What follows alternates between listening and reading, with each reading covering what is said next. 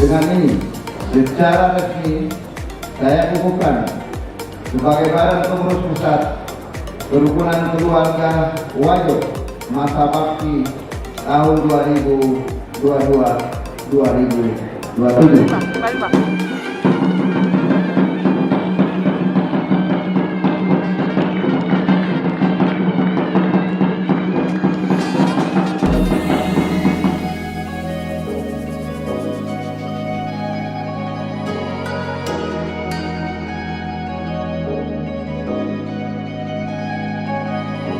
Setiap orang di dalam organisasi atau komunitas harus bekerjasama, termasuk kerukunan keluarga Wajo, apalagi dinakodai oleh tokoh dan orang hebat kita, kebanggaan kita, masyarakat Kabupaten Wajo.